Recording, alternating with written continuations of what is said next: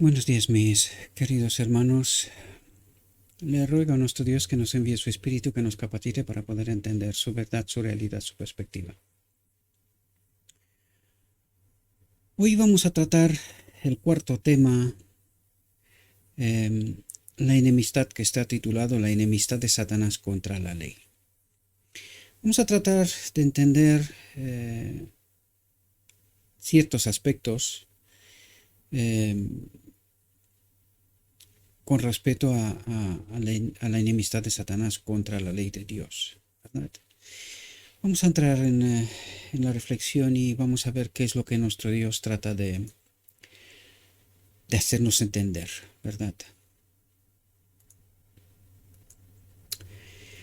Y dice lo siguiente, y aquí tengo que deciros que me estuve dando la cabeza porque al principio me chocó un poco lo que aquí en este párrafo, en estos dos párrafos, trato de decir.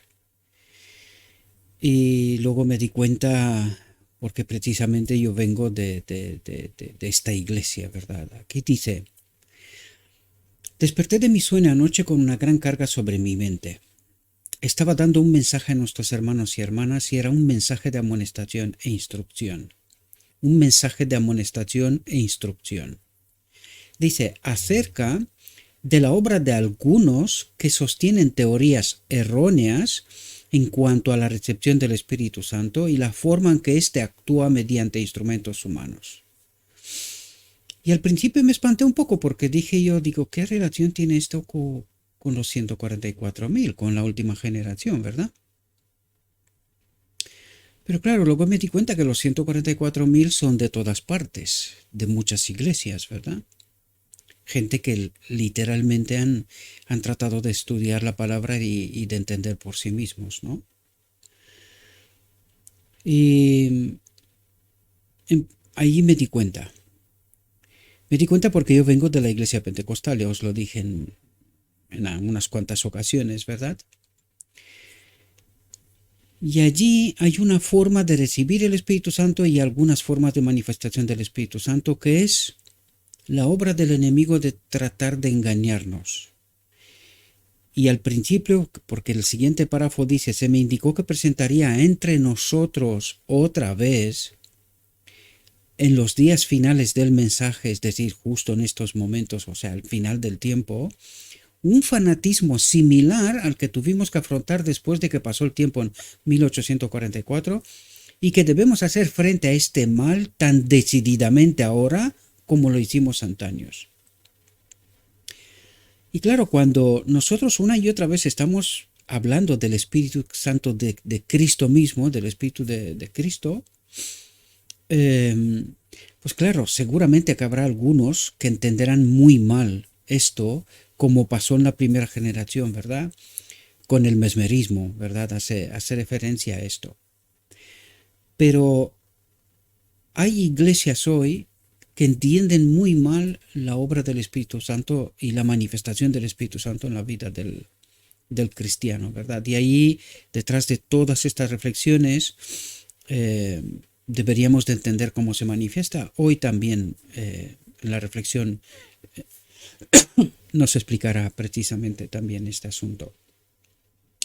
Pero me dirijo a mis hermanos que están en otras iglesias, aunque también en el remanente final, porque hace referencia de que el enemigo tratará de engañarnos a todos, ¿verdad?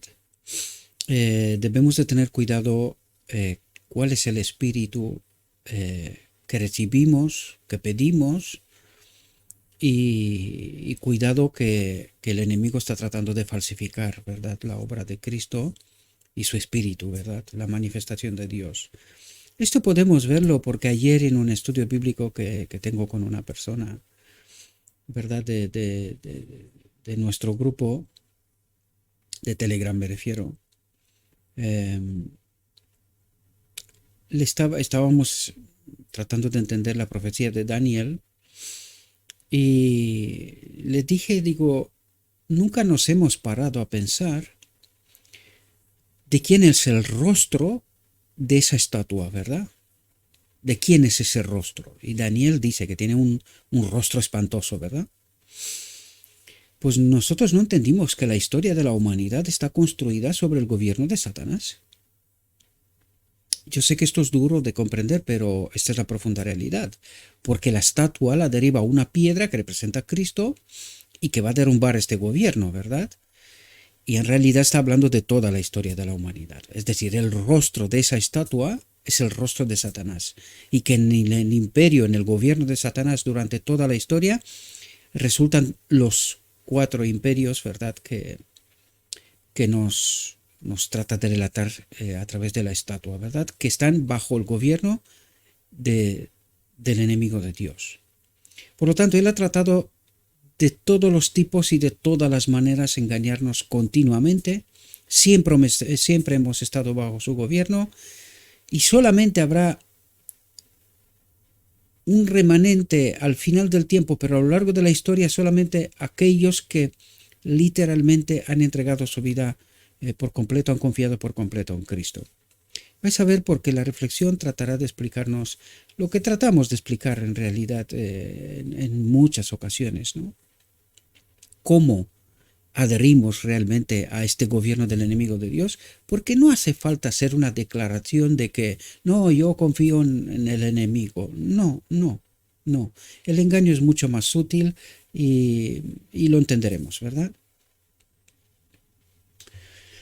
Dice, estamos en el umbral de grandes y solemnes acontecimientos. Las profecías se están cumpliendo. Se está registrando en los libros del cielo una historia extraña y significativa, acontecimientos que, como se declaró, sucederían poco antes del gran día de Dios. Quiero recalcar, queridos hermanos, el gran día de Dios no es la venida visible de Cristo, sino la boda del Cordero, el día de la expiación. Eso nos está hablando del día de la expiación, pero ¿cuál es el evento más importante de todo el día de la expiación y de toda la historia de la humanidad en realidad? La boda del Cordero, en donde el hombre será reconectado con la gloria de Dios, ¿verdad? Por lo tanto, cuando dice poco antes del gran día de Dios, es el día de la expiación, es la boda del Cordero, ¿verdad? Donde allí se resuelve todo, se pone punto a la historia de la humanidad, ¿verdad? Dice, todo en el mundo está alterado. Y solo si no queremos verlo, está ocurriendo. Ya empezó, ¿verdad? Llevamos ya un rato en esto. Todo en el mundo está alterado. Porque en realidad, si entendemos bien, podemos darnos cuenta que la pérdida de confianza en todas las instituciones, en realidad en todas las áreas, ¿verdad?, es definitiva. Es decir, no hay un punto de retorno atrás. Será difícil, porque el enemigo ha jugado todas las cartas en estos momentos, ¿verdad? Con todo lo que está ocurriendo, ya ha puesto todas las cartas encima de la mesa. Por lo tanto, no hay un punto de retorno, porque a partir de ahora vamos a ver, y ya cada vez más gente se da cuenta, dice, caen como moscas. Y la gente inevitablemente, aun siendo engañados, tendrá que empezar a ponerse preguntas, cuestionar qué es lo que está pasando de verdad. Y poco a poco se darán cuenta, ¿verdad? Porque es inevitable, es inevitable. Es decir, no hay punto de retorno. Ya hemos entrado en la recta final y el enemigo está jugando todas sus cartas. Y es difícil que no podamos darnos cuenta, ¿verdad? Todo el mundo está alterado. Las naciones se han airado y se realizan grandes preparativos para la guerra. Ahora, la pregunta es, ¿qué guerra? Es que la guerra es con Cristo, pero ¿qué tipo de guerra es? El gran Armagedón, como os lo dije yo, es la guerra por nuestra mente, la batalla por nuestra mente. ¿Quién vencerá?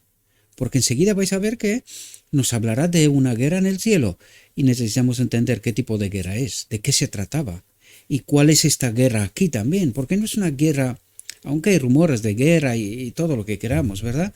No hay problemas. Al enemigo no le interesa esta guerra en estos momentos. Ya lo ha hecho durante toda la historia, pero en estos momentos la batalla es de otro tipo. Es por nuestra mente, ¿verdad? Este es el Armagedón, la batalla por nuestra mente. ¿Quién vencerá? Y de esto está hablando. Se realizan grandes preparativos para la guerra. Pregunto, ¿lo que está ocurriendo hoy tiene algo que ver con influir sobre nuestra mente y con las decisiones que tomamos en estos momentos y a partir de ahora? Porque Él lo que trata de hacer es influir aquí. Él no puede entrar en nuestra mente, ¿verdad? No tiene acceso ahí. Hay que entender el lugar santísimo y el arca del pacto y quién está allí. Pero trata de influir, aún no entrando, pero trata de influir para que nuestras decisiones propias sean las que Él quiere, ¿verdad? Y de esto nos está hablando. Se realizan grandes preparativos para la guerra. Una nación conspira contra otra y un reino contra otro, ¿verdad? El gran día de Dios se apresura rápidamente y necesitamos ver que hay una velocidad en los acontecimientos, ¿verdad? Hay una velocidad, una rapidez, van uno detrás de otro con mayor rapidez que nunca, ¿verdad? Casi no te da tiempo de enterarte de todo lo que está ocurriendo. Y esto es porque Dios está actuando, ¿verdad? Está actuando, porque si no aquí no quedaría ninguno, ¿verdad? Pero aunque las naciones alistan sus fuerzas para la guerra y el derramamiento de sangre, todavía está en vigencia la orden dada a los ángeles de que retengan los cuatro vientos hasta que los siervos de Dios sean afianzados en la verdad, sean sellados en sus frentes. Así somos santificados, afianzándonos en la verdad, ¿verdad? Y es así como seremos sellados, que hemos entendido, hemos hecho una elección, ¿verdad? Basándonos en la verdad o no. Aquí habla de los sellados, los que se han afianzado en la verdad, pero también serán sellados para los demás. Es decir, unos para la vida y otros para la muerte, ¿verdad? Cada uno según ha elegido, ¿verdad? Es así como necesitamos entender estas realidades y no hace falta que lo diga yo. ¿Qué es lo que la orden dada a los ángeles? ¿Cuál es? Que retengan las guerras, ¿verdad? Por lo tanto, la guerra tiene que ser de otro orden, ¿verdad? Y ese derramamiento de sangre ya está ocurriendo. Ya está pereciendo mucha gente, ¿verdad? Pues necesitamos entender de qué tipo de guerra está hablando, ¿verdad? Porque no estamos hablando de una guerra como Primera, Segunda Guerra Mundial. No estamos hablando de esto. Estamos hablando de la batalla por nuestra mente. Es otro tipo de guerra, ¿verdad? El mundo está comprobando ahora los resultados inevitables de la transgresión de la ley de Dios. ¿Por qué está ocurriendo lo que está ocurriendo? Los inevitables, o sea, los resultados inevitables de la transgresión de la ley de Dios.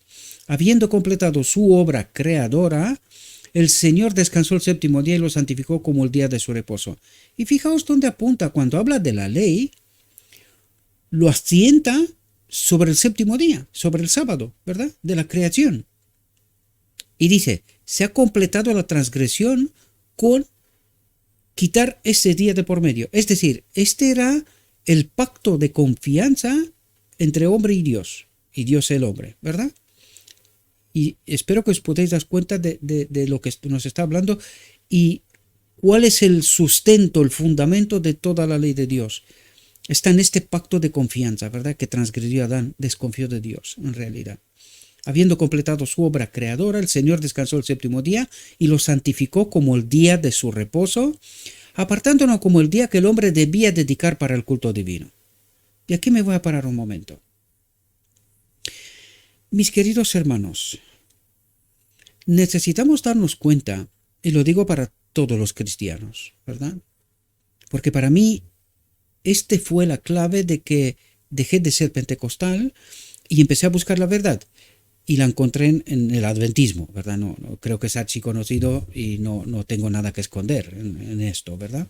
Aunque no son los adventistas los únicos que guardan el sábado, pero hay más claves, no solamente se trata, sino se trata del entendimiento del santuario, en fin, hay más cuestiones que entender.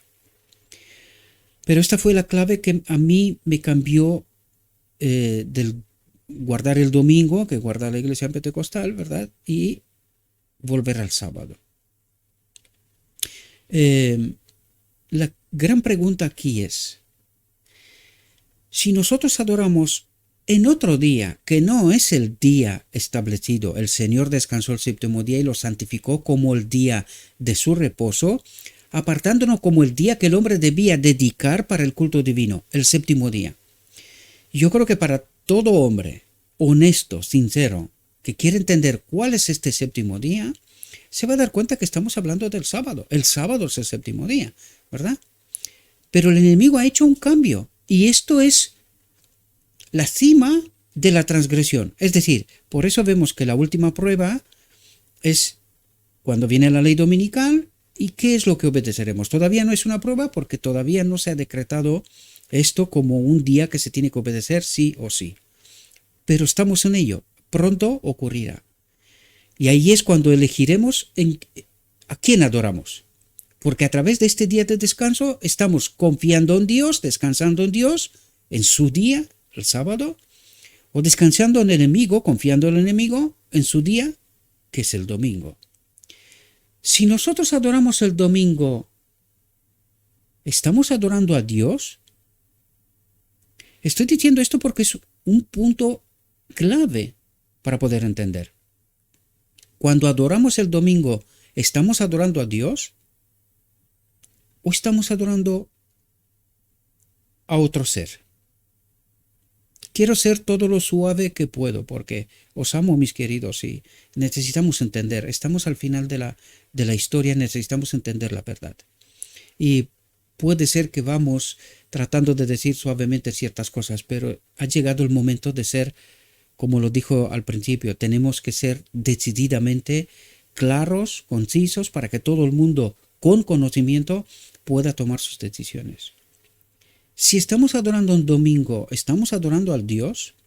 Si el séptimo día es el sábado, que el enemigo ha tratado de engañarnos. ¿Cómo? A adorar, colocar como el séptimo día el domingo, que en realidad es el primer día de la semana. Con un estudio atento a los evangelios, os vais a dar cuenta que esto es así, ¿verdad?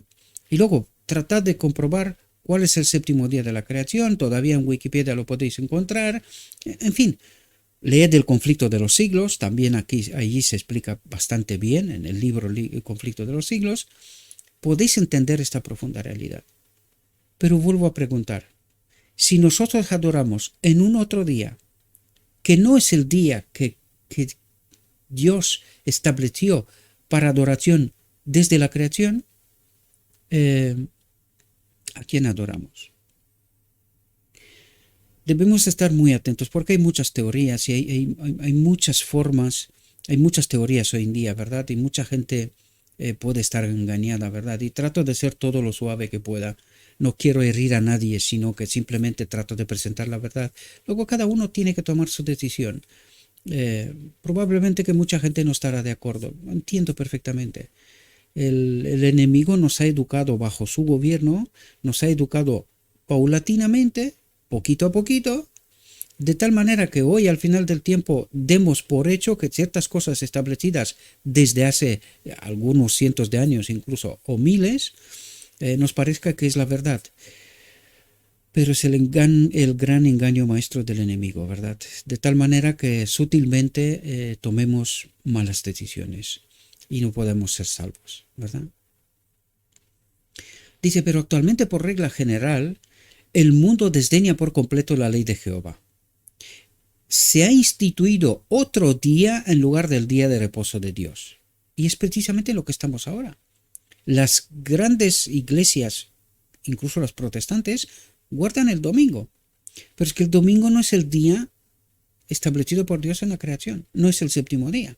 Esto se puede, con un estudio no muy profundo, no necesariamente tan profundo, se puede dar cuenta del engaño. Además, Roma lo dice claramente. Es el día que ella instituyó porque ella tiene poder de cambiar la ley de Dios.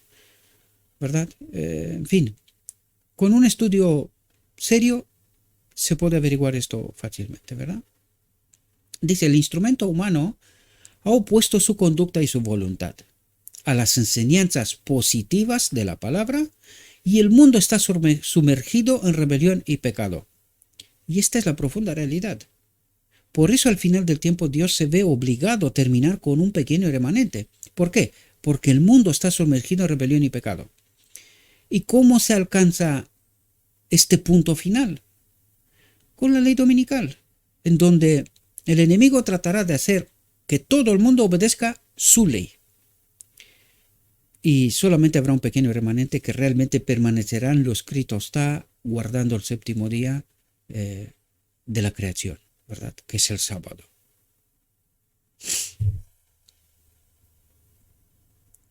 Esta obra de oposición a la ley de Dios tuvo su comienzo en las cortes celestiales con Lucifer, el querubín cubridor. Satanás se propuso ser primero en los concilios celestiales e igual a Dios. Comenzó su obra de rebelión con los ángeles que estaban a sus órdenes, procurando difundir entre ellos el espíritu de descontento. Y trabajó en una forma tan engañosa en el cielo que muchos de los ángeles se decidieron por su causa antes de que se conocieran plenamente sus propósitos. Aún los ángeles leales no pudieron discernir plenamente su carácter ni ver dónde llevaba su obra. ¿Qué es lo que ha ocurrido? Lo que nos está pasando a nosotros hoy mismo también, y damos por hecho de que las cosas tienen que ser así, porque vienen de muy lejos, ¿no? ¿Por qué los ángeles confiaron en el enemigo antes de que conocieran plenamente sus propósitos? Porque era parte del gobierno de Dios, porque era el comandante de las huestes celestiales junto con Cristo. Entonces daban por hecho que de él solo puede salir la verdad, la voluntad divina. Y no percibieron la trampa, ¿verdad? No, o sea, ni se dieron cuenta. O no se dieron cuenta. En fin, no sé si es lo mejor dicho, porque, fijaos, dice, aun los ángeles leales no pudieron discernir plenamente su carácter ni ver dónde llevaba su obra. Sin embargo, no se pusieron de su lado. ¿Verdad? Permanecieron fieles a Dios. Ahí necesitamos entender de qué tipo es esta guerra. ¿Qué es este Armagedón final? Es una batalla en quien confiamos. Y esto pasó en el cielo, ¿verdad? Fue en quién confiaron. Algunos confiaron en Lucifer. Otros tuvieron dudas, pero permanecieron leales a Dios. Confiaron en Dios, siguieron confiando en Dios, ¿verdad? Pero esto, ya veis que hizo una línea de demarcación, se han dividido, se han creado dos bandos, y esto tenía que terminar de un modo, ¿verdad? Patriarcas y Profetas nos habla bastante bien de todo lo que pasó, con bastante profundidad, lo que pasó en realidad ahí, ¿verdad? Con bastantes detalles. Dice, cuando Satanás consiguió ganar a muchos ángeles para su bando, ya había dos bandos en el cielo, ¿verdad? Llevó su causa a Dios, hay que ser atrevido, ¿verdad?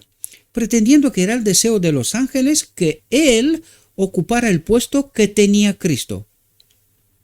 ¿Cuál era su problema? El puesto que tenía Cristo. El que era uno igual a Dios, pero ocupaba una posición como de querubín cubridor, como de comandante de las huestes celestiales, igual que Lucifer. Estaba en realidad en esta posición, ¿verdad? Aún siendo uno igual a Dios. Dice, el mal continuó obrando hasta que el espíritu de descontento se tradujo en una revuelta activa. Dice, entonces hubo guerra en el cielo. Y aquí necesitamos entender, y hago énfasis una vez más, en el lenguaje del cielo. En el cielo no hay derramamiento de sangre. No, esto no existe. ¿Verdad? Eso no existe. Esto lo ha hecho Satanás aquí en la tierra, pero en el cielo esto no existe. Ahí hubo una guerra espiritual, de argumentos, ¿verdad? Y todos los mundos junto con Dios, pues le permitieron al enemigo que exponga sus argumentos y Dios también expuso los suyos, ¿verdad? Entonces, dice, y Satanás con todos sus simpatizantes fue expulsado del cielo, ¿verdad? Satanás había lidiado en procura del dominio en el cielo. ¿Qué es lo que quiere decir? Trató de argumentar su posición y convencer a todo el cielo, ¿verdad? Y había perdido la batalla. El cielo desconfió de sus argumentos, confiaron plenamente en Dios, ¿verdad? Dios no podía dispensarle más honor y supremacía. ¿Comprendéis? Cuando lees entre filas y tratas de entender, te das cuenta de qué tipo de guerra estamos hablando, ¿verdad? Y estos le fueron quitados junto con la parte que había tenido en el gobierno del cielo. Es decir, estaba en el gobierno del cielo.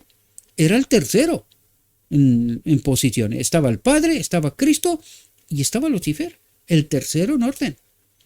Por eso la doctrina de la Trinidad, ¿verdad? Hay que entender dónde quiere estar Él. En este gobierno del cielo. Quiere ser como Cristo. Pero esto es imposible. Porque Lucifer es el primer ser creado, ¿verdad? Es el primero. O lo fue, mejor dicho. Desde entonces, Satanás y su ejército aliado han sido los enemigos declarados de Dios en nuestro mundo. ¿Dónde está la batalla ahora? En nuestro mundo. ¿Y qué tipo de batalla es? Pues os he explicado.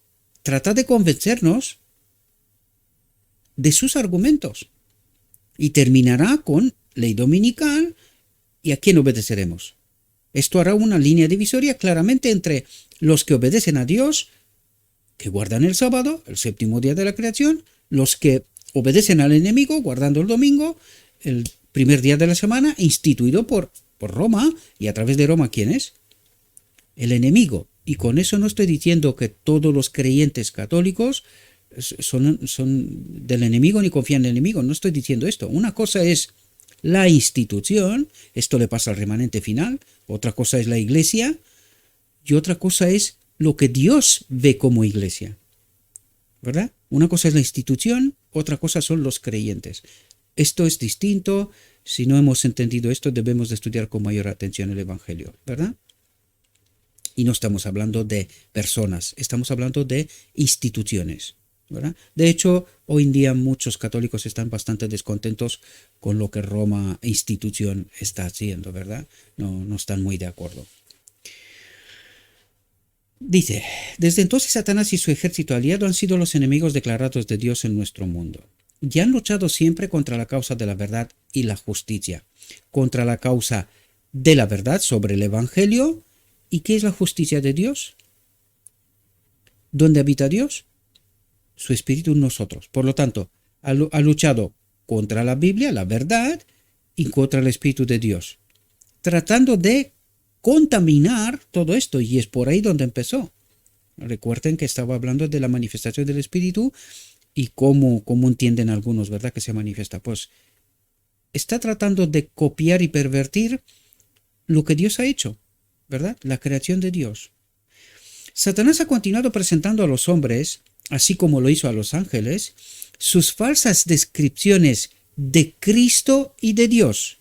Ahora pregunto yo, ¿cuántos hay en la divinidad? Cristo y Dios. ¿Lo sabe el enemigo? Sí. ¿Quién no lo sabe? El hombre. El hombre adora 3 dioses. ¿Y cuál es el tercero? Él. El enemigo de Dios. Él se colocó como el tercero. ¿Quién está en la divinidad? Cristo y Dios, el Padre. Y si miráis con atención el Evangelio, vais a ver que una y otra vez nos habla de Cristo y del Padre. Ellos dos son la divinidad. ¿Quién es el Espíritu Santo? El Espíritu de Cristo y el Espíritu del Padre. ¿Qué es Dios? Espíritu. Pues necesitamos entender esta realidad, ¿verdad? Cómo obra, cómo gobierna Dios a través de su Espíritu, ¿verdad? Y ha ganado al mundo para su bando. Aún las iglesias que profesan ser cristianas, las iglesias. Ahora entendéis a lo que hace referencia, a todo el cristianismo, ¿verdad?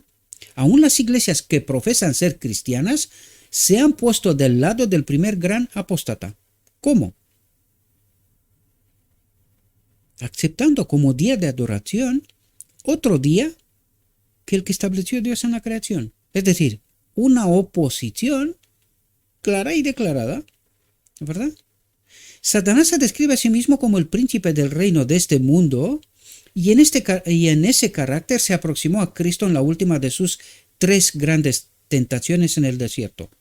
Y fijaos, qué fácil es entrar en el bando del enemigo. No hace falta hacer una declaración voluntaria. No, yo estoy adorando al enemigo de Dios. No. Todo esto te daré si postrado me adorares. ¿Qué le ofreció? El mundo.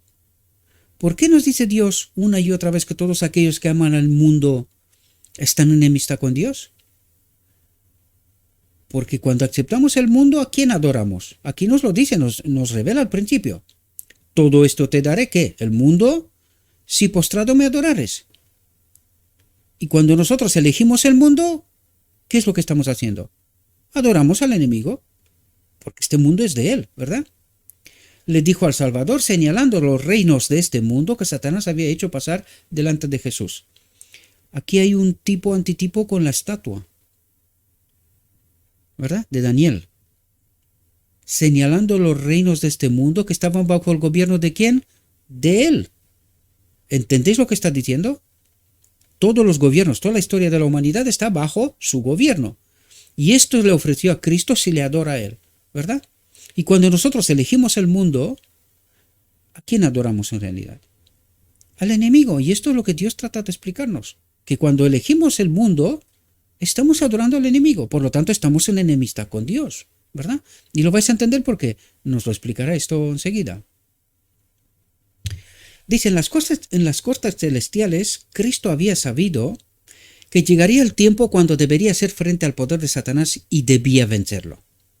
Si la raza humana había de ser salvada alguna vez de su dominio, y cuando llegó ese tiempo, el Hijo de Dios depuso su corona real y su manto regio, y revistiendo su divinidad con humanidad, es decir, vino como hombre, vino a la tierra para hacer frente al príncipe del mal y para vencerlo, como segundo Adán, ¿verdad? Dice, a fin de llegar a ser abogado, mediador del hombre delante de la ley del Padre, ¿verdad? El Salvador había de vivir su vida en la tierra tal como deben hacerlo todos los seres humanos, aceptando sus adversidades, atentos a lo que dice aquí, aceptando sus adversidades, dolores y tentaciones, que vienen ¿de dónde? ¿De Dios? Si Dios envía a su Hijo, ¿cómo puede poner todo esto sobre su Hijo? No, es el enemigo. Todas las adversidades, dolores y tentaciones vienen del enemigo, porque Él vino como humano, como un ser humano, en este mundo, en su reino, ¿verdad? En la forma de criaturita de Belén, atentos, había de hacerse uno con la raza humana. Ser uno como nosotros, ¿verdad? Y mediante una vida intachable, desde el establo a la cruz, mostraría que el hombre, por una vida de arrepentimiento y fe en Cristo, ahora, cuando nos dice de una vida de arrepentimiento y fe en Cristo, hay que mirar la vida de Cristo. Cristo se dedicó en algún momento a alguna tarea de este mundo, intentando ser rico, construirse una casa, tener una familia y cosas por estilo. No, Él vino con un propósito, glorificar al Padre, ¿verdad?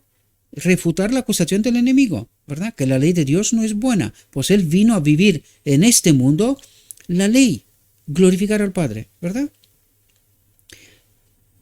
Dice, y mediante una vida intachable desde el establo a la cruz, mostraría que el hombre, por una vida de arrepentimiento y fe en Cristo, podría ser restaurado al favor de Dios.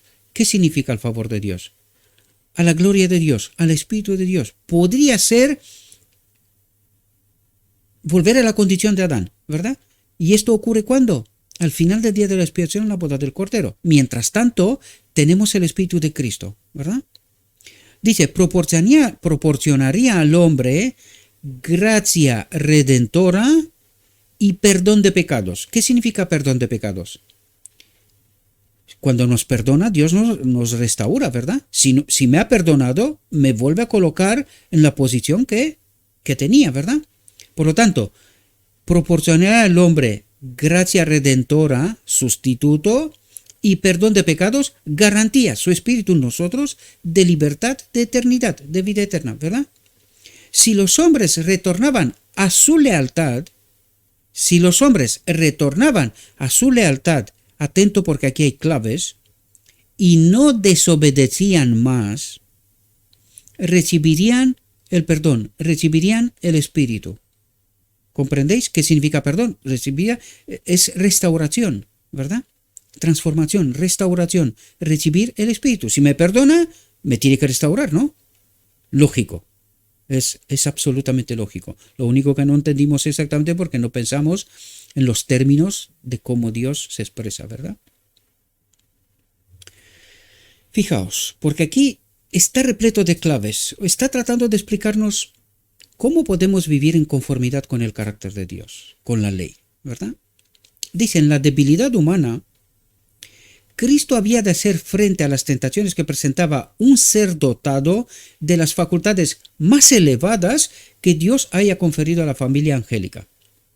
Pero la humanidad de Cristo estaba unida con la divinidad. Esto es una clave importante. Es decir, Cristo no pecó, por lo tanto, Él nunca estuvo separado de la gloria de Dios. Y esto es lo que vino a demostrarnos y hacer para nosotros, a restaurarnos, ¿verdad? Desgraciadamente no lo entendimos, ¿verdad? Pero la humanidad de Cristo estaba unida con la divinidad y en esa fortaleza podía soportar todas las tentaciones que Satanás acumulara contra él y sin embargo mantendría su alma inmaculada sin pecado. Por lo tanto, aquí nos está dando la clave. Y esta es la oferta de Dios, ¿verdad? Esta es la oferta de Dios para la humanidad. ¿Queremos ser restaurados a esta condición de Cristo? Y eso es lo que ocurre en la boda del Cordero. Esta es la invitación a la boda del Cordero, ¿verdad? Donde ocurre precisamente esta unión con la divinidad, con la gloria de Dios, ¿verdad? Dice, y ese poder para vencer, Cristo lo daría a cada hijo e hija de Adán que aceptara por fe los justos atributos de su carácter. Aceptara por fe su espíritu. Los justos atributos de su carácter. El espíritu de Cristo, ¿verdad? Porque esto es lo que vino a hacer. Por lo tanto, ¿de qué nos está hablando? De entender la verdad, santificarnos en toda la verdad, entender este mensaje, esta oferta de Dios, lo que Cristo vino a hacer para nosotros en realidad, que es la voluntad del Padre, ¿verdad? ¿Quién envió a Cristo? El Padre. Tanto amó el Padre al mundo que envió a su Hijo, ¿verdad? Por tanto, esta es la voluntad del Padre, que ponga su ley en nosotros. Él habita en estos templos, ¿verdad? Y esto es lo que nosotros tenemos que aceptar. Una vez que entendemos esta realidad, tenemos que pedir el Espíritu. Esta es la clave. Necesitamos entender qué nos falta para poder cumplir la ley. Y nos falta el Espíritu de Cristo. ¿Comprendéis? El Espíritu de Cristo en nosotros es la ley. Y esto es lo que necesitamos entender. Os invito a que estudiéis con mucha atención este párrafo y entenderéis, ¿verdad? Fijaos, dice, Dios el Padre amó tan tiernamente al mundo que dio a su Hijo unigénito para que cualquiera que lo aceptara, el Espíritu de Cristo, ¿verdad? Pudiera tener poder para vivir la vida justa de Cristo. Por lo tanto, ¿cómo nos engañó el enemigo? Aceptando 3 dioses. Y el tercero siendo él, ¿verdad? Por lo tanto, ¿Dios puede obrar en injusticia? No puede. Por lo tanto, cuando nosotros no entendemos bien quiénes están en el marco de la divinidad y quién es el poder de Dios en nosotros, la gloria de Dios en nosotros, su Espíritu en nosotros, que es el Espíritu del Padre, el Espíritu de Cristo, entonces nosotros no entendemos bien, estamos engañados, por lo tanto no podemos recibir el Espíritu de Cristo. Esta es la clave. ¿Por qué estamos como estamos? ¿Verdad? Y eso es lo que trata de explicarnos. Dios amó tan tiernamente al mundo que dio a su Hijo unigénito para que cualquiera que lo aceptara pudiera tener poder para vivir la vida justa de Cristo. ¿De qué nos está hablando? De lo que pasó en Pentecostés. Pero que muy pronto perdimos aquella verdad. y nos metimos en otras trampas, ¿verdad? Jesús demostró que es posible que el hombre se aferre por fe del poder de Dios. Entonces, cuando nosotros entendemos esta realidad, entendemos el Evangelio y le pedimos a Cristo, Señor, toma el control de mi vida, que se haga tu voluntad, que habites en este templo. Y de esto nos está hablando. Esto es Cristo nuestra justicia, el mensaje del día de la expiación. Eso es lo que queremos, que Cristo habite en este templo, que Él guíe nuestras vidas, que nos transforme y nos prepare para la boda del Cordero, donde recibiremos que la aprobación de Dios, la plenitud del Espíritu. A partir de aquel momento viviremos en perfecta conformidad como Adán en Edén, con el carácter de Dios, ¿verdad? Y eso es lo que necesitamos entender del Evangelio. Lo que pasa es que el enemigo nos ha engañado. Nos ha colocado la boda del Cordero que está en el cielo. En fin, ha entremezclado, ha contaminado toda la verdad de tal manera que Dios no pueda obrar más que en injusticia. Y Dios no puede obrar en injusticia. Dios solo puede obrar en justicia. Por lo tanto, ¿quién tiene que entender? ¿Quién tiene que santificarse en la verdad? Apartarse del engaño. El hombre. Tenemos la verdad, pero necesitamos entenderla. Si no nos santificamos, no nos apartamos de pecado, de los engaños del enemigo, y nos acercamos a Cristo, eligiendo, pidiendo nosotros lo mismo que Adán, cuando pecó, volvía a la puerta del Edén, pidiendo ser reconectado con el árbol de la vida, pero no era tan fácil. No era tan fácil, ¿verdad? Pues esto es lo que necesitamos entender en la última generación, que sin Cristo no podemos. Por lo tanto, necesitamos a Cristo que nos justifique, que sea nuestra justicia, que sea nuestra ley, ¿verdad? Esto es lo que está tratando de explicarnos, ¿verdad? Demostró que por el arrepentimiento y el ejercicio de la fe, ¿de qué nos está hablando? De la santificación en la verdad, en la justicia de Cristo, en el Espíritu de Cristo, el pecador puede ser reconciliado con Dios. Puede ser. ¿Cuándo? En la boda del Cordero. Es lo que está diciendo. Puede ser reconciliado con la ley, con el Padre. ¿Comprendéis? Y puede llegar a ser participante de la naturaleza divina. ¿Cuándo ocurre esto? En la boda del Cordero. Venciendo la corrupción que hay en el mundo debido a la concupiscencia. Y allí, este remanente final vivirá un lapso de tiempo hasta la venida visible de Cristo en esta condición, en la misma condición de Cristo, conectados con la naturaleza divina, con la gloria de Dios. Dice, hoy Satanás presenta las mismas tentaciones que presentó a Cristo, ofreciéndonos los reinos del mundo a cambio de nuestra sumisión. ¿Entendéis cómo nos colocamos en el bando del enemigo? Ofreciéndonos los reinos del mundo a cambio de nuestra sumisión. Que nos guste este mundo, que nos guste tener una casa aquí, tener lo que sea, pero de este mundo.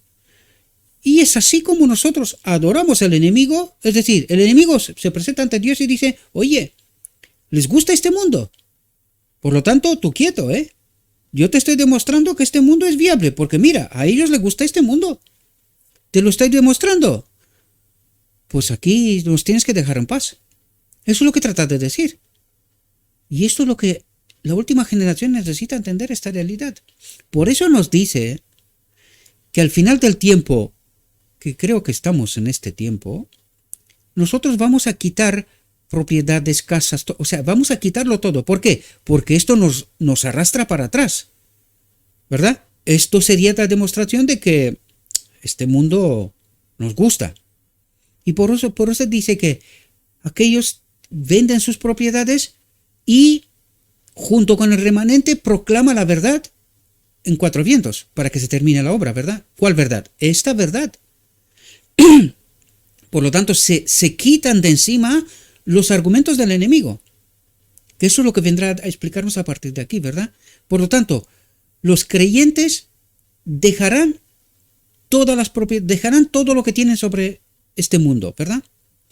Porque en realidad haciendo esto le quita los argumentos al enemigo, ofreciéndonos los reinos del mundo a cambio de nuestra sumisión. ¿Cómo estamos sometidos?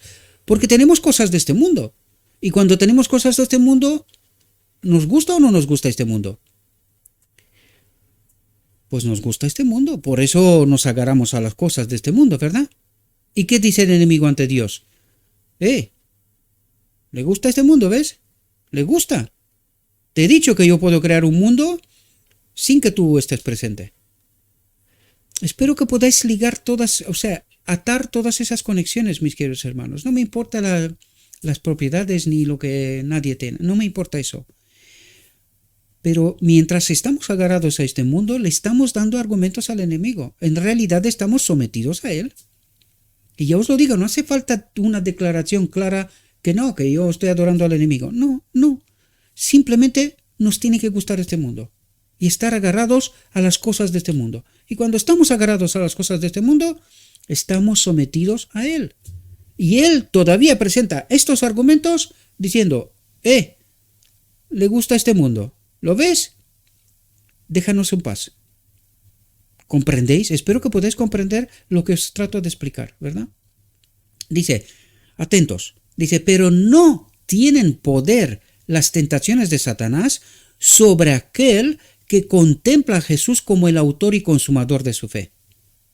Cuando dice autor y consumador de su fe, ¿qué quiere decir? Sobre aquel que está sometido totalmente, confía plenamente en Cristo. ¿Y qué implica esto? Pues lo que os dije antes, cuando quitamos todo elemento que nos tiene atado a este mundo, es cuando confiamos plenamente en Cristo. No confiamos en dinero, propiedades, banco, no. Todo esto lo entregamos para ganar almas para Cristo. Pero es la obra, ¿verdad? Lo entregamos a la obra para ganar almas para Cristo, para que estas verdades sean difundidas. Mientras estamos agarrados a estas cosas, le estamos dando argumentos al enemigo y Dios nos dice que estamos sometidos a él. Y él no puede obrar injusticia. Porque nosotros hemos hecho una elección. Nos gusta este mundo. Espero que podáis entender las profundidades, mis queridos hermanos. Esta es la batalla del Armagedón. ¿Quién convence? ¿Ahora entendéis de qué se trata? Dice, pero no tienen poder las tentaciones de Satanás sobre aquel que contempla a Jesús como el autor y consumador de su fe. No puede hacer pecar al que acepte por fe las virtudes de aquel que fue tentado en todo según nuestra semejanza, pero sin pecado. No se separó de Dios. Nunca quiso algo de esta tierra, del gobierno del enemigo, ¿verdad? Y esto vendrá a explicarnos a continuación. Dice, de tal manera amó Dios al mundo que ha dado a su Hijo unigénito, para que todo aquel que en él cree no se pierda, mas tenga vida eterna. Dice, no puede ser vencido el que se arrepiente de sus pecados y acepta el don de la vida del Hijo de Dios. Atentos, el don de la vida del Hijo de Dios. ¿De qué se despojó Cristo? De su divinidad, de su espíritu, ¿verdad? ¿Cuál es el don de la vida del Hijo de Dios? El Espíritu Santo. ¿Podéis entender? Eso es lo que está diciendo. Y acepta el don. ¿Cuál es el don? El que nos envió en Pentecostés, su Espíritu. El otro consolador. El don de la vida del Hijo de Dios. Aferrándose por fe de la naturaleza divina, llega a ser un hijo de Dios. Atentos. Ora, cree, cuando es tentado y probado. Ahora pregunto, ¿estamos probados cuando Dios dice que nos quitemos todos los argumentos que Dios tiene, que el enemigo tiene sobre nosotros? Esas propiedades de que hablamos antes, ¿verdad? Que demuestran que nos gusta este mundo, por eso las tenemos, nos gusta este mundo, sabiendo que estamos al final y que ya toca ir a casa. Pero cuando nosotros estamos probados y quedamos agarrados a esto, en realidad, ¿qué queremos? Estar sometidos al enemigo, nos gusta este mundo. Ahora entendéis cuando dice, cuando es tentado y probado, demanda el poder que Cristo dio con su muerte,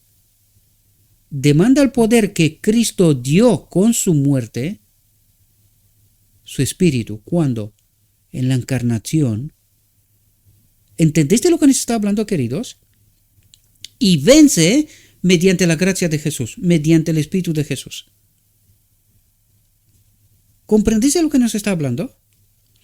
Esto necesita entender cada pecador. Esto necesita entender cada pecador. Dice, debe arrepentirse de sus pecados. Debe creer en el poder de Cristo, en el Espíritu de Cristo. Y debe aceptar ese poder que salva y protege del pecado. Cuando hablamos de la ley del Gálatas y del capítulo en su templo, del deseo de todas las gentes, nos decía que el Espíritu sujeta el mal, ¿verdad? De tal manera que nosotros podamos vivir en obediencia al carácter de Dios. ¿Cuándo? Ahora. Ahora, eso es lo que trata de decir. Porque eso es lo que está explicando, ¿verdad? Debe arrepentirse de sus pecados, debe creer en el poder de Cristo, en el Espíritu, y debe aceptar ese poder que salva y protege del pecado. Y aquí recalco una vez más, queridos. ¿Qué es lo que cree el profeso remanente de Dios? Que pecamos hasta que Cristo viene. ¿Tenemos a Cristo? Esa es la gran pregunta. No puede ser que el Espíritu de Cristo, que dice que nos protege de pecado, y nosotros creemos en el pecado. Es decir, pecamos hasta que Cristo viene. ¿Por qué? ¿Por qué no vemos otra solución? Es porque no la tenemos. Porque cuando tenemos al Espíritu de Cristo, ese poder que salva y protege de pecado, no se puede llegar a esta conclusión. Pecamos hasta que Cristo viene. Sino que entendemos que hay una vida de santificación a través de ese poder. Ahora, la pregunta clave aquí es, ¿y por qué no experimentamos este poder? Lo digo de principio, hay un remanente. Pero ¿por qué no experimenta la iglesia este poder? Porque no ha entendido esta verdad. ¿Entendéis? Deberíamos de entender quién es el Espíritu Santo. Mientras el pueblo de Dios cree en la doctrina de la Trinidad, el tercer Dios siendo Satanás, porque de Roma viene esta doctrina, no viene de Dios. En la divinidad está el Padre y está Cristo, y el Espíritu Santo es el Espíritu del Padre, Espíritu de Cristo, ¿verdad? Y cuando entendemos que tenemos que aceptar el don de la vida del Hijo de Dios, demanda el poder que Cristo dio con su muerte. ¿Qué poder dio Cristo con su muerte? ¿Y cuándo? ¿Cuándo se despojó de su divinidad? La encarnación. Por lo tanto, ¿cuándo murió? ¿Entendés lo que se está diciendo? Y vence mediante la gracia de Jesús. Y de eso nos está hablando aquí, queridos. Necesitamos entender estas verdades. Y porque no entendimos estas verdades, Dios no obra en injusticia, no tenemos el poder, estamos bajo engaño, sometidos al enemigo, por lo tanto no recibimos el Espíritu Santo, ese poder que salva y protege del pecado.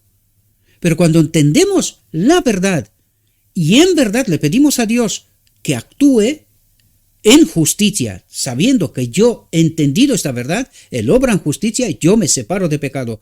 Pido, no quiero vivir separado de Dios. Lo mismo que pasó en Getsemaní con Cristo. Padre, no me quiero, aparta de mí este vaso, no me quiero separar de ti. ¿Y qué dice en la cruz? Padre, Padre, ¿por qué me has abandonado? Porque si no se separa de Él no muere, ¿verdad?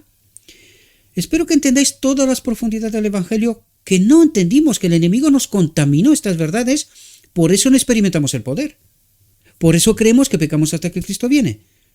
Y así pasará. Pecamos hasta que Cristo viene y cuando Cristo viene moriremos. Porque no encontrará su espíritu en nosotros, que es condición para poder entrar en la boda del Cordero y recibir la aprobación del Padre. ¿Ahora entendéis el mecanismo? ¿Y qué es lo que nos está pasando en realidad?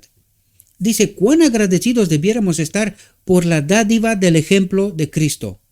¿Cuál es el ejemplo de Cristo? Se abandonó a sí mismo y vino a este mundo para demostrar que la ley de Dios es buena, que el gobierno de Dios es de fiar, ¿verdad? Fijaos lo que nos dice aquí, que ese elemento clave al cual nosotros rechazamos, y he visto y una y otra vez os lo he dicho durante muchas reflexiones, porque nosotros no entendemos esta verdad, queridos. Nos agarramos a las cosas de este mundo, como si yo os pidiera que me pongáis a mi nombre vuestras propiedades. No, yo no quiero, siempre lo he dicho, yo no quiero nada de vosotros. Si tengo a Cristo, ¿qué necesito de vosotros? ¿Necesitó Cristo algo de este mundo? Pues no, pues yo tampoco. Yo confío en este poder de Cristo. Por lo tanto, cuando os estoy hablando de estas cosas, no me interesa nada de vosotros. A vosotros debería de interesaros la verdad, la que santifica, la que trae poder. Y esto es lo que necesitáis entender, porque no vais a entrar en el cielo con vuestras propiedades, ¿verdad? Y necesitamos quitarle al enemigo de Dios los argumentos, ¿verdad? Eso es lo que necesitamos entender. No tratéis de evadir la cruz. Y de eso nos está hablando. Dice, quizá abunden profundas teorías y especulaciones de creación humana. Pero el que resulte vencedor al fin debe ser lo suficientemente humilde como para depender del poder divino. ¿De qué nos está hablando? Debe de quitarse todas esas cargas, todas esas propiedades, todo lo que haya. Y su única confianza tiene que ser Cristo. No su dinero, no sus propiedades, no sus empresas, no lo que fuera. Y eso es lo que nos está diciendo. Esto es clave, porque necesitamos quitarle todos los argumentos al enemigo. ¿Y qué hacemos con este dinero? Por fin entendemos la gran comisión. Entendemos que Dios nos dio todas esas bendiciones para ponérselo a sus pies, almas para Cristo. Es lo único que le interesa de este mundo. Y esta última generación comprenderá esta realidad. Y el que no comprende esta realidad, lo siento, queridos, está escrito. No puedo contaros otras cosas que no está escrito, ¿verdad? Yo no puedo entrar en estas especulaciones de creación humana. No, yo me quedo con lo escrito está. Y lo escrito está nos dice lo que nos dice. Dice, cuando así nos aferramos del poder del infinito y venimos a Cristo diciendo, atentos, nada traigo en mis manos, solo de tu cruz me aferro. Nada traigo en mis manos. Nada. Nada es nada. ¿Comprendemos? Algunos se preguntará, pero ¿y cómo viviremos? Pues yo vivo de alquiler. Por fe. Mes a mes. Por fe. Y no es fácil, os lo digo honestamente. Ya sé que muchos de vosotros también, ¿no? Soy consciente de verdad de esta realidad, pero necesitamos entender lo que nos está diciendo Dios. Cuando así nos aferramos del poder del infinito, de su espíritu, y venimos a Cristo diciendo, nada traigo en mis manos, solo de tu cruz me aferro, solo de tu obra, de tu espíritu, de tu expiación, entonces los instrumentos divinos pueden cooperar con nosotros para santificar y purificar la vida. Ahora entendéis por qué no tenemos el espíritu. ¿Por qué no tenemos este poder que santifica y purifica la vida? Porque no entendimos la verdad, porque estamos agarrados a este mundo. Nos lo está diciendo para el que quiere ver y entender. Tiene la mente despejada. Quien está convencido por el enemigo, pues se quedará con lo que cree él. Con su propio evangelio, especulaciones de creación humana. No trate nadie de evadir la cruz, las pruebas. No trate nadie de evadir las pruebas. Abandonémonos a nosotros mismos, despojémonos de nosotros mismos, sigamos al Maestro. Podemos vencer mediante ella, mediante las pruebas, podemos vencer mediante las pruebas, dice. Es mediante las aflicciones y las pruebas como los instrumentos divinos pueden llevar a cabo una obra en nuestras vidas que resultará en el amor, la paz y la bondad de Cristo, que resultará en recibir la gloria de Dios. Esto es la paz, la bondad, el amor, el espíritu, la paz y la bondad de Cristo. Necesitamos entender estas realidades, mis queridos hermanos. Estamos al final del tiempo, no queda más tiempo. Y por esto, por todos estos elementos, por todos esos principios, que nosotros vivimos en esa desobediencia, no se termina la obra. Y por eso solo habrá un pequeño remanente que entiende esta realidad y se somete por completo a Cristo.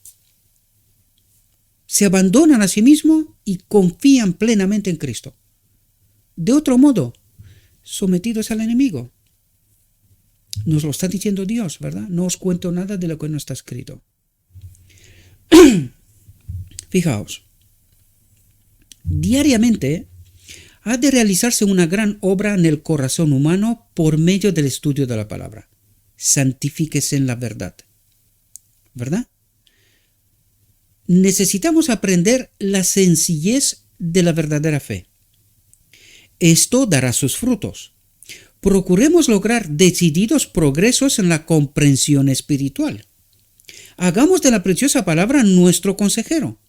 Cada momento necesitamos caminar cuidadosamente, manteniéndonos cerca de Cristo.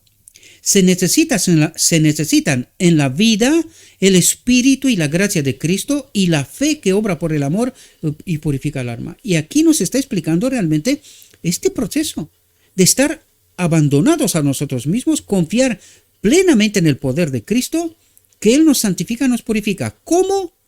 A través de la verdad. Cuando entendemos la verdad es cuando realmente nos apoderamos del poder de Cristo, cuando Dios puede obrar en nosotros su justicia, ¿verdad? Necesitamos entender claramente los requerimientos divinos que Dios presenta a su pueblo. Y es clave, queridos, no se puede evadir esta cruz. Necesitamos entender claramente los requerimientos divinos que Dios presenta a su pueblo. Nadie debe dejar de entender la ley.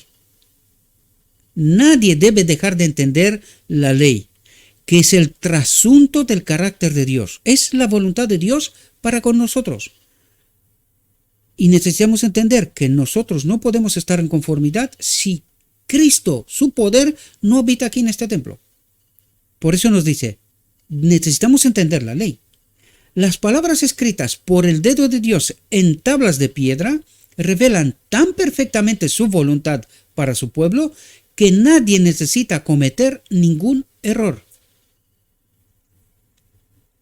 Las leyes de su reino fueron dadas a conocer definitivamente para ser reveladas después a las gentes de todas las naciones y lenguas como los principios del gobierno divino para toda la eternidad. Haríamos bien en estudiar esas leyes registradas en Éxodo 20 y en el capítulo 31 del 12 al 18, ¿verdad? Cuando se siente el juez, se abran los libros y cada hombre sea juzgado de acuerdo con las cosas escritas en los libros, con nuestros actos, ¿verdad? Somos nosotros los que decidimos en quién confiamos. ¿En Cristo? ¿Dependemos totalmente de Cristo o no? Entonces las tablas de piedra, ocultas por Dios hasta aquel día, serán presentadas delante del mundo como la norma de justicia. Norma de justicia que el cristianismo, casi en términos generales, han abandonado, porque han dicho no, están colgadas en la cruz. Y ahora podemos darnos cuenta que esto es falso. Y para los que dicen, no, pecamos hasta que Cristo viene, esto también es pasar de alto de la ley de Dios. Porque estás diciendo, no podemos, pero no entiendes la solución de Dios, ¿verdad? Entonces, hombres y mujeres verán que el prerequisito de su salvación es obediencia a la perfecta ley de Dios. Prerequisito de su salvación. ¿Pegamos hasta que Cristo viene? ¿Colgamos la ley en la cruz? ¿Y en base a qué seremos salvos? ¿En base a qué juzgará Dios? ¿Entendimos nosotros qué es la ley? Amar a Dios, amar al prójimo. De esto se trata, queridos. Nadie hallará excusa para el pecado, para desobedecer a Dios, para estar separado de Dios. Nadie hará excusa. Mediante los justos principios de aquella ley, los hombres recibirán su sentencia de vida o muerte. Y necesitamos comprender cuánto abarca la ley de Dios, queridos. Necesitamos entender esto. Y necesitamos ser santificados en la verdad. Debemos de despojarnos de nosotros mismos para poder seguir al Maestro, para poder recibir el Espíritu de Dios que nos protege, nos santifica, ¿verdad? Nos purifica. Espero, mis queridos hermanos, que os pueda servir esta reflexión. Sé que para muchos de vosotros, sobre todo aquellos que tenéis propiedades y estáis de algún modo agarrados a este mundo, es una reflexión dura, lo sé. Pero en esta batalla de Armagedón tenemos que demostrar, somos probados, en quién confiamos. Y ya veis lo que significa Cristo nuestra justicia. Dejar de confiar en cualquier otra cosa y tener una dependencia total y completa de Cristo. De otro modo,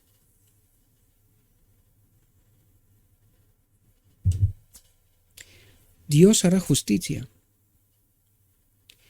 Dios hará justicia. Le ruego a nuestro Dios que nos envíe su Espíritu, que nos capacite, que podamos entender su verdad, su realidad, su perspectiva, que hagamos la elección correcta con su Espíritu.